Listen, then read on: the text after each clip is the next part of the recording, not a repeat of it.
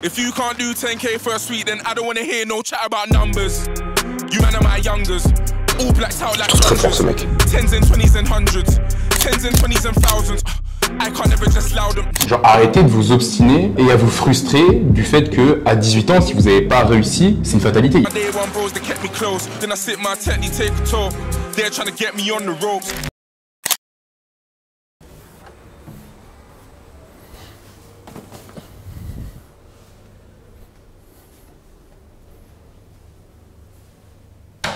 Je peux lui exiger 50 nouveaux messages par jour.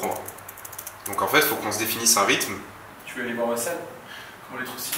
Je suis l'entrepreneur du peuple, frère. Non mais du peuple, dans le sens où... Insolence max. Non, dans le sens où je suis... Ok, j'ai de belles choses, j'ai une belle voiture, j'ai des belles montres, tout ce que tu veux. Mais je suis pas le mec en mode... oui. Je suis là, tu vois. Je montre... Dans ma tête, je suis... Les gars, ok, j'ai réussi. Je peux vous montrer aussi la voie pour réussir. Et je peux le faire en vous montrant que, genre, vous allez le faire avec moi, tu vois. Je sais pas comment l'expliquer, mais en mode... Genre, je vais être proche de vous. Donc là, on a une modèle, si vous voulez, qui vient de me DM.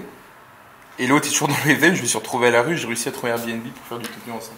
En gros, pour la petite histoire, cette modèle-là, c'est une modèle qui m'avait DM parce que il y a un pote à elle ou je sais pas quoi qui me connaît dans l'OFM et qui lui a recommandé mon agence. Du coup, elle m'a DM, on s'est eu en call. Elle avait signé dans l'agence. Et puis, la meuf, par la suite, pendant une semaine plus de nouvelles.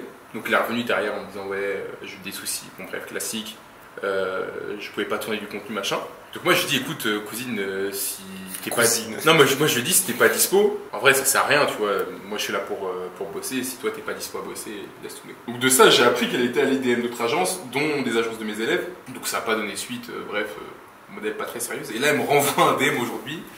Hello, t'es toujours dans l'OFM, je me suis retrouvé à la rue là j'ai réussi à trouver un Airbnb pour faire du contenu si tu veux qu'on travaille ensemble. Que dire?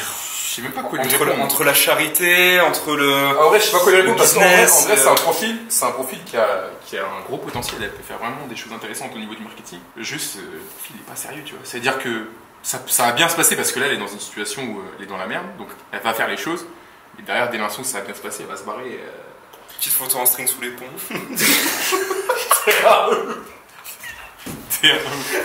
Bon, il pas faire le tapin non plus, mais non, mais juste pour dire que. Après, c'est nivrant. T'es qui? En vrai, t'es qui? Et eux, je te dis, gros, quand les petits, quand ils commencent à faire de l'argent, derrière, c'est pas comptable. C'est eux qui te font ils te font tout, ils te l'envoient. Et oui, frère. moi je l'ai fait l'année dernière. Appel Gagnui, gros. Ah, à quelle période? Je sais pas, je l'ai fait moi-même. Mais ouais, il faut que je l'ai fait Toi-même? Mais t'es un ouf, toi. Mais c'était facile, frère. La vie de mère, c'est facile à remplir. Bon, bref, par rapport à ce qu'on racontait tout à l'heure, moi, au niveau de marketing, je veux vraiment avoir un truc qui soit super authentique et que les gens, en fait, aient l'impression il n'y ait pas cette distance. Toi, t'es là et nous, on est là, tu vois. Je trouve que c'est beaucoup ce qu'on voit, notamment sur les marketing, des mecs qui vont se la péter, qui vont faire les mecs hautains et tout, tu vois. Moi, je veux pas du tout ça. C'est la raison pour laquelle les gens apprécient ce que je propose, tu vois, sur le marketing. De la même manière, l'autre jour, comme tu disais tout à l'heure, nous, tu vois, on est le genre de mecs, il y a un truc qui se passe dans nos vies qui sont stylés, on va le record, mais pas forcément dans l'objectif de le marketer. Exactement. Du coup, ouais, quand je suis rentré à Dubaï cet été, j'ai pris la first et du coup je me suis dit bah moment stylé, je vais filmer. Mais tu t'es pas dit je dois faire une vidéo donc je prends une first. Non. Tu vois, c'est ça que le... Et du coup je me suis dit bah vas-y, potentiellement ça peut être intéressant de filmer ce moment-là. Et avec le recul je me suis dit bah en vrai il y a 46 000 mecs qui l'ont fait. Genre mec juste kiffe, passe un bon moment. Ouais il y a pas forcément plus nécessité que ça de filmer le truc. C'est cool, ok, j'ai pris une story fin. Je me suis dit en fait il y a 46 000 mecs qui proposent le même marketing avec des firsts etc. Moi je veux vraiment avoir un marketing qui me soit propre, pas avoir tout le même marketing que tout le monde là avec les motivations, le mindset, truc. J'en bats les couilles de ça. Moi, je veux vraiment proposer mon truc authentique, être moi-même en fait, tu vois. Et c'est ce qui fonctionne et c'est ce que les gens apprécient finalement. Ça fait ce qu'on disait, hein. T'as les mecs qui vont dire des choses pour les gens. Ouais. Donc en fait, j'ai remarqué d'ailleurs, parce que je suis confronté à beaucoup d'infopreneurs vu l'activité qu'on a aujourd'hui. Et en fait, tu te rends compte que contenu versus réalité, il y a un monde. Ouais, bien sûr. Et toi, je trouve, toi et moi, quand on regarde nous-mêmes nos propres vidéos YouTube ou autres, je nous revois quand on parle tous les deux, quand on va au café, quand on va au machin, voir le match de foot. Enfin, c'est nous, quoi. Et en fait, c'est ça vraiment la différence. C'est dans un branding, dans une personal brand, est-ce que tu crées ton personnage pour plaire à des personnes parce que tu fuis, parce que tu sais que ta propre personnalité ne va pas adhérer au plus grand public, ou est-ce que tu décides d'être toi et après, la plupart des gens aussi, ils disent un petit peu ce que les gens veulent entendre quelque part. Exactement, surtout sur la motivation. Putain. Et aussi, tu sais à qui tu t'adresses. Des mecs, et nous, notre audience, c'est ça, en vrai, c'est des mecs qui ont entre 18 et 22, 23 ans. Le gros de l'audience sur le FM, c'est ça. Ah, sur le FM. Le gros de l'audience, c'est ça. Et donc, les mecs, tu vas leur faire la messe de il faut absolument que tu changes ta vie, il faut absolument que tu vois différemment, que là t'as pas fait de l'argent assez rapidement, t'empresses de faire de l'argent, ta situation elle est pas bonne, machin. Tu mets ça dans la tête de quelqu'un tout fraîchement adulte qui voit en fait des personnes de cet âge-là avoir une réussite. Ce que je disais l'autre jour dans mon vocal, je fais un vocal sur Telegram, genre arrêtez de vous obstiner et à vous frustrer du fait que à 18 ans, si vous n'avez pas réussi, c'est une fatalité. Il y a des mecs dans leur tête, c'est une fatalité de pas avoir réussi à 18, entre 18 et 20 ans. C'est pas normal. Il y a une pression là-dessus parce qu'en fait, vu que les gens sortent un peu moins, etc., ils se réfugient dans les réseaux et en fait, t'as l'impression que la norme, c'est le mec en face de toi. Donc, ouais, bien sûr. Et je trouve que, tu vois, genre, il y a des mecs qui aussi attisent ça, tu vois. Sans les citer, il y a des mecs qui attisent ça. En fait, c'est ce qu'on disait tout à l'heure, c'est-à-dire que nous-mêmes, on va devoir, tu sais, quand on était dans l'ascenseur, on s'est dit, on va devoir nous-mêmes faire des choix marketing qui peut-être ne sont pas propres et qu'on n'a peut-être pas envie de faire. Exemple, acheter, je dis une énorme bêtise. Pour toi, une deuxième voiture, par exemple. Genre, t'en as pas besoin, mais tu rachètes une deuxième voiture parce que c'est stylé d'avoir une deuxième voiture. Tu vois. Et en fait, le marché tend là-dessus parce que ces mecs-là, ils font une norme dans la tête et l'inconscient des gens. Et en fait, après, on va se dire, putain, Adam, s'il a pas de voiture, ça veut dire que c'est pas le meilleur dans son domaine. Et que le meilleur dans son domaine, c'est celui qui a le plus. Alors abondance, consommation. Ouais, c'est ça. Alors qu'au final, tu sais, t'as des mecs, typiquement, un Yomi qui nous endort tous un par un, de par tout ce qu'il a pu créer, niveau business. Ouais, tout à fait. Il a pas de caisse, ce mec, tu vois. Donc, finalement, ça arrive de toute manière. Mais sauf que, un petit 18-20 ans, pour lui, c'est révélateur. Quelqu'un qui a une voiture hypercar, pour lui, c'est gage de réussite. Alors qu'au final, Yomi, il a pas de caisse, mais il a acheté une Cullinan à 450K à son frère. Tu vois, ok, mais il l'a acheté à son frère. Oui, mais lui-même n'en a pas. En fait, je pense que c'est surtout le fait de prouver je suis capable de. Et je trouve ça même d'un point de vue marketing. C'est même plus fort, je suis d'accord. C'est infiniment plus fort d'offrir une voiture à 400K à quelqu'un à ton rêve, gros, que t'achetais toi et une supercar. C'est une dinguerie. Mais ouais, Yomi king là-dessus. Et après, moi, c'est une théorie que j'ai. Et je sais qu'on pense un peu la même chose là-dessus. On avait discuté d'ailleurs avec Fab la dernière fois. Pour moi, les gens restent. Et c'est des hypocrites. Ils disent oui, nous, on en a marre de se faire berner, on en a marre de se faire arnaquer dans l'infoproduit. On en a marre d'eux. Je suis désolé, les gens qui font le plus de vues, c'est ceux qui montrent. Et les gens sont obsédés par les chiffres. Ils sont obsédés par les chiffres, ils sont obsédés par le lifestyle. Exactement. Tu regardes rien que ma chaîne, regarde les mecs. Bien sûr. Là, j'achète un Urus Novitec qui a plus de 250K. 6000 vues. On est parti de rien, 6000 vues. Je fais une vidéo éducative 2 semaines plus tard. Stratégie Instagram, générer un max de trafic en OFM, 2K vues. Les gens, ils s'en battent les couilles. Les gens, ce qu'ils veulent, c'est vibrer à travers les Mais après, c'est ce que demande YouTube. YouTube, c'est les gens vont sur YouTube pour être divertis et pour consommer du contenu lifestyle, en partie, tu vois. En fait, le truc, c'est que l'éducatif, c'est une minorité. Les gens, ils s'en si tu restes sur l'éducatif, ce qui est bien, c'est que tu vas attirer que des gens de qualité, donc c'est ce qu'on veut. Nous, on s'en fout, en fait, des cassos de 16 ans, tu vois, on s'en fout. Mais nous, on veut des gens vraiment quali, qui plus est, qui ont un pouvoir d'achat et qui savent véritablement la valeur de ce que toi t'as proposé. Mais en fait, ces gens-là, on peut pas en attirer en masse si on ne fait pas de lifestyle.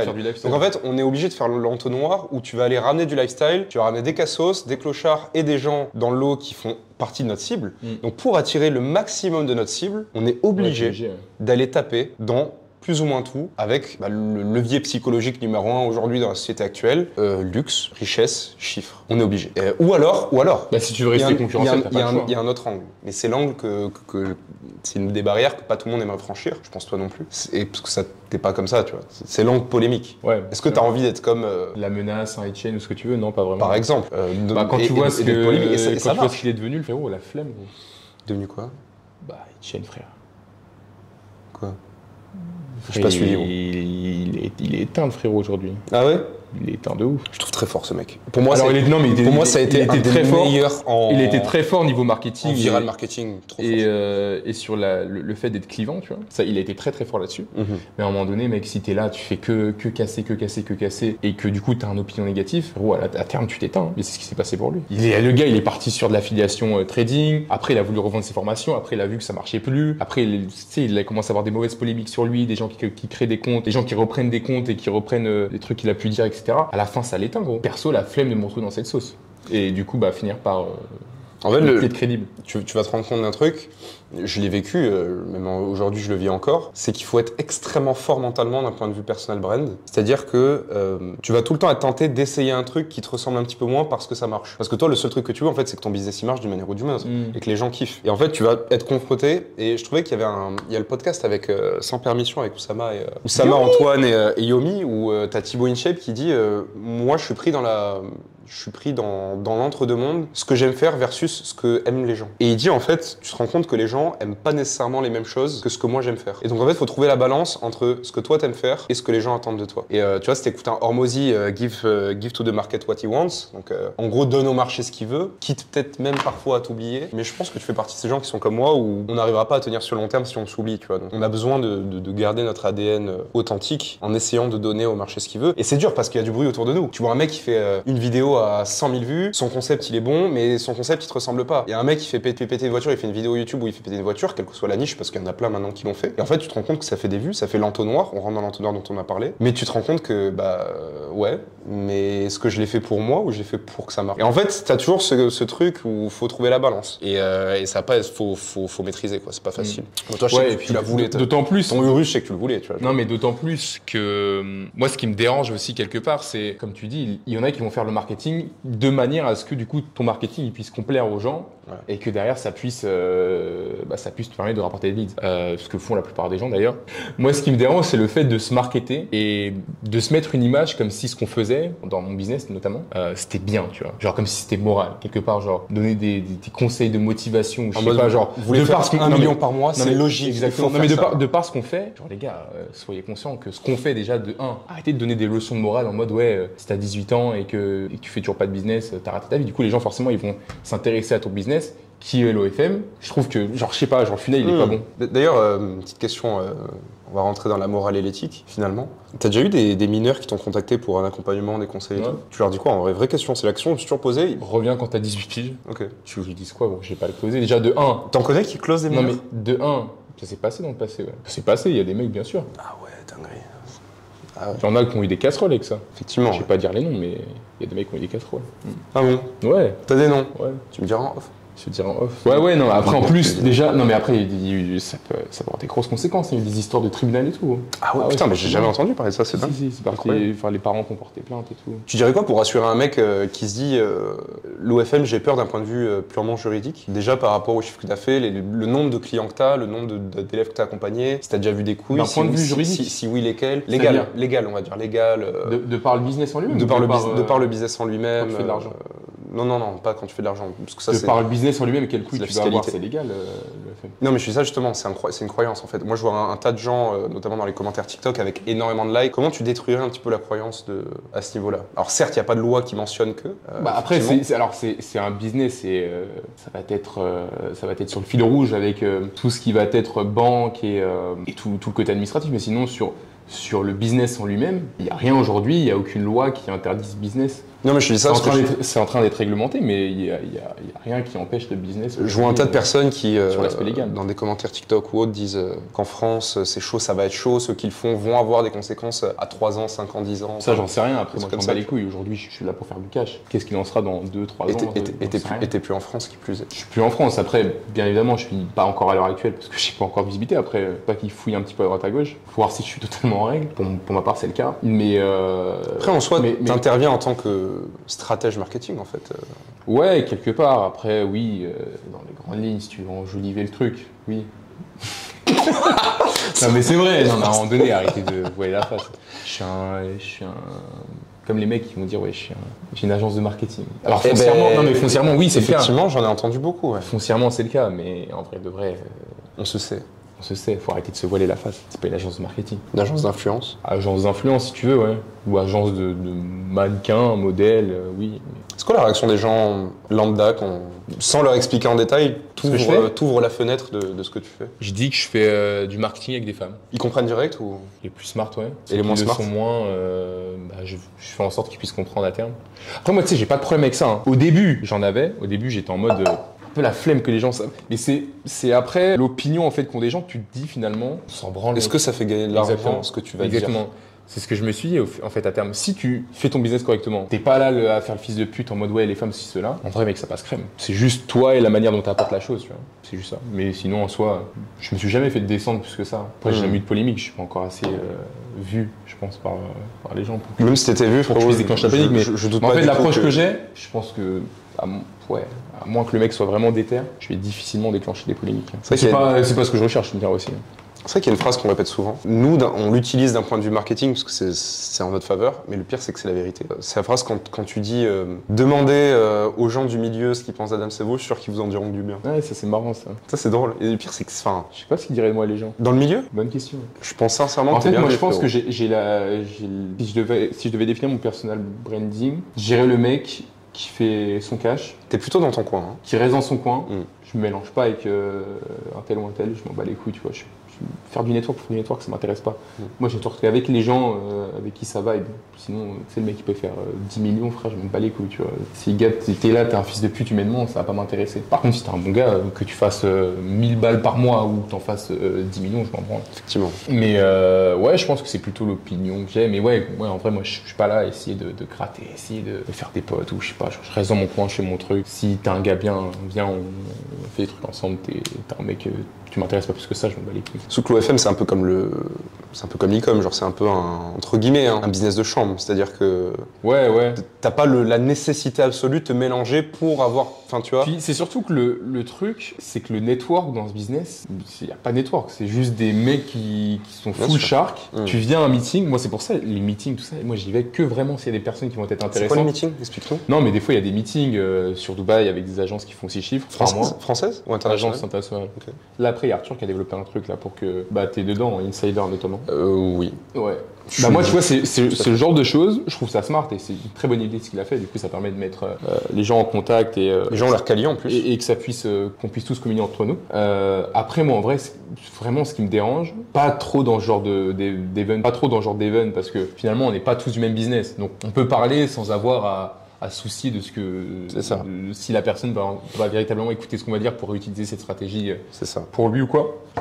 Alors que l'OFM notamment, tu vas à un séminaire ou tu vas à un meeting, bref, pour l'OFM, les mecs ils vont juste être attentifs sur ce que tu vas raconter pour te prendre tes informations et pour les te niquer derrière. C'est pour ça que les 99% des mecs c'est comme ça. C'est la raison pour laquelle moi j'aime pas aller au meet-up de mecs d'OFM. J'y suis allé, c'était quoi, il y a 6 mois de ça. Les mecs, c'est des mecs qui faisaient plus d'argent que moi. Hein. Mais après c'est aussi la raison pour laquelle ils en sont là aussi. Mais moi c'est pas moi. Juste ils attendent que tu parles, que tu débites, que tu racontes tes stratégies entre guillemets. Mais eux en retour, genre bah non on est plus petits, on sait pas. Eux en retour ils vont rien donner. On n'a pas la data. Ils vont rien me donner. Ils vont rien donner. Après, je suis pas con. J'ai pas déballé mon sac, tu vois. Mais je parlais en mode, tu me poses une question, je te réponds. Je vais pas te répondre en détail, mais je te réponds comment je traite telle situation, comment je marquais tel type de modèle. Tu vois, genre, je réponds. Mais eux, ça va être en mode, ils vont être très évasifs.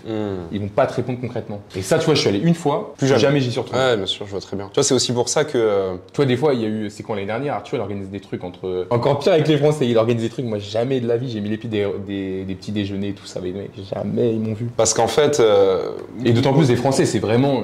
Moi je veux dire, j'ai les termes, c'est des putes, frère. Ah bon? Des putes. Bah en vrai, en OFM. En OFM, c'est des putes. Ah ouais, tu vois, nous dans l'infoproduit, moins quand même, on est moins soumis à ça. Mais tu vois. Et c'est très guéguerre d'ego. C'est des petits. La plupart, c'est des petits. Donc, s'il y a un mec qui fait plus que toi, tu sais, t'es frustré. C'est très ça. Moi, je suis en mode, bah, gros, tu fais plus d'argent que moi. Tant mieux pour what, tu sais. Pas là en guéguerre ou en concurrence avec qui que ce soit. Je suis en concurrence avec moi-même. Déjà, je pense à me faire du cash pour moi, pas pour faire bander qui que ce soit à côté de moi. Je m'en branle. Mais les petits, c'est ça, tu vois. Ils voient, ils sont tous les uns les autres à se branler sur les chiffres qu'ils font. Et aussi, moi, ce qui me dérange, c'est que dès l'instant, il y en a un qui va faire de l'argent. Moi, j'ai eu des élèves, hein. Je vais pas dire les noms. J'ai eu des élèves qui ont fait de l'argent, qui ont commencé à vendre de l'accompagnement, qui ont commencé à avoir de la visibilité. Et derrière, ces mecs-là, leur tête, frère, il est parti sur la lune. Genre, moi, ça m'est arrivé, genre, un mec, notamment, je vais pas dire son nom, qui a commencé à se lancer, tout ça. Je lui ai posé une question un jour. Je lui pose une question, truc à la con, hein. C'est même pas une question sur l'OFM ou quoi que ce soit, c'était une question. Le mec, il m'a même pas cala, tu vois, même pas cala, m'a répondu, m'a répondu à la va-vite, excuse-nous, à la va-vite. En mode, le gars, c'est quelqu'un maintenant aujourd'hui, tu vois. Le gars, il y a un an de ça, il venait dans mes DM pour mon accompagnement, tu vois. Aujourd'hui, le gars, il a réussi, ça y est. C'est les jeunes, ça. Et ça, c'est un truc qui me dérange. Pareil, un gars qui... Non, c'était pas avec moi qui avait pris l'accompagnement, c'était avec Arthur. Mais il me posait des questions quand même, ce mec-là. Et un jour, je le DM par rapport à un mec qui avait pris mon accompagnement. Et finalement, il a vu des galères avec sa femme. Bref, le gars, il était venu pour finalement... pour finalement arrêter l'accompagnement parce que c'était un gars, c'était un muslim, sa femme avait découvert le business, finalement elle a voulu qu'il arrête, tout ça. Bref, je l'avais remboursé. Et entre-temps, j'avais appris que ce mec-là, il voulait prendre l'accompagnement d'une autre personne. En gros, il m'a raconté une histoire pour prendre l'accompagnement en fait d'une autre personne. Ah oui, pour que tu le rembourses, pour qu'il réinjecte le moi, cash. si tu veux, genre, je me suis même pas posé la question, tu vois, je l'ai remboursé le gars, ça me paraissait cohérent son histoire.